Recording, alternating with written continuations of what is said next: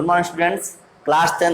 Class tenth में आपका जो टॉपिक चल रहा था मस्तिष्क के कार्य, उसमें मस्तिष्क के कार्य में आपका जो हो गया था सेरिब्रम के कार्य मैंने बता दिए थे आपको। ठीक, अग्र मस्तिष्क में जो सेरिब्रम होता है, सेरिब्रम के कार्य बता दिए थे। ये उसका अग्र मस्तिष्क का दूसरा भाग है, ठीक, डायनसिफेलॉन। ठीक, तो इसके कार्य हैं और मध्य मस्तिष्क के भी कार्य इसमें बताएंगे।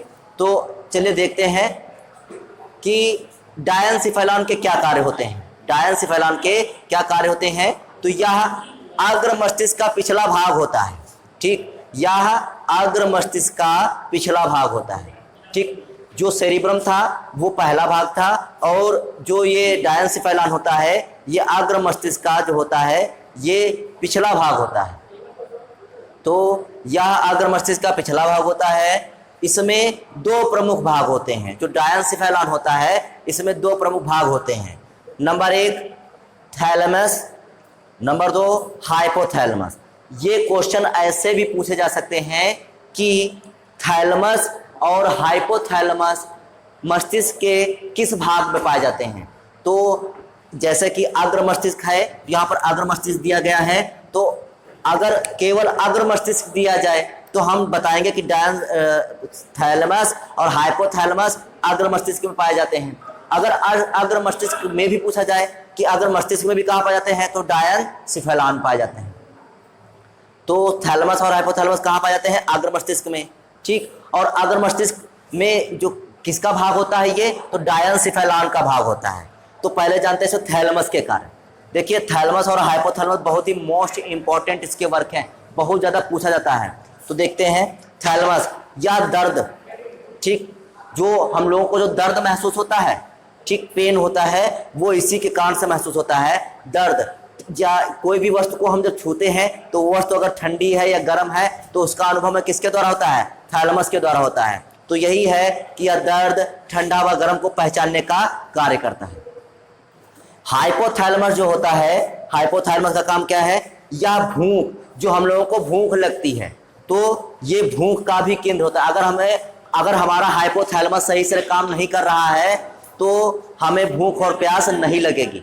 ठीक, तो यह भूख, प्यास, घृणा व ताप नियंत्रण का केंद्र होता है। मतलब जो हाइपोथैलेमस होता है उससे हमें भूख का एहसास होता है, प्यास का एहसास होता है, जो घृणा होती है उसका भी केंद्र यही होता है, और ताप नियंत्रण का भी। जो हम लोगों में जब टेम्परेचर बढ़ जाता है तो उसको कंट्रोल किसके द्वारा किया जाता है? हाइपोथैलेमस के द्वारा किया जाता है।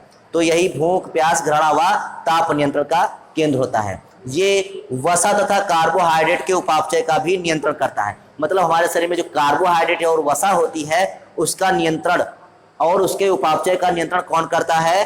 हाइपोथैलेमस करता है। ठीक, तो ये डायनसिफेलॉन में दो भाग थे, थैलेमस और हाइपोथैलेमस। हमने आपको थैलेमस का कार्य बता दिया और हाइपोथैलेमस का कार्य बता दिया। इसके कार्य, मस्तिष्क के कार्य बहुत ही ज़्यादा इंपॉर्टेंट हैं। जो है ऑब्जेक्टिव में, बहुविकल्पी प्रश्न में ये आने की संभावनाएं बहुत ज़्यादा होती हैं इसकी। तो इसलिए बहुत ध्यान से इनको पढ़ना है, बहुत इनको याद भी रखना है। अगला आता है मध्य मस्तिष्क। तो हम लोगों में जो दृश्य संवेदना होती है, जो कुछ हम लोग देखते हैं, तो उसकी सूचना हमारे मध्य मस्तिष्क से पहुंचती है। ठीक, और हमें उसके लिए प्रतिक्रिया प्राप्त होती है।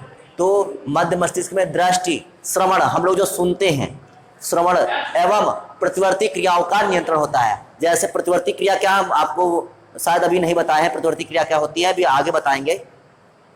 प्रतिवर्ती क्रिया क्या होती है? जैसे अगर आपके सामने कोई, आंखों के सामने एकदम से कोई कीड़ा आ जाए, कोई जीव आ जाए, तो तुरंत आंखें आपकी बंद हो जाती हैं।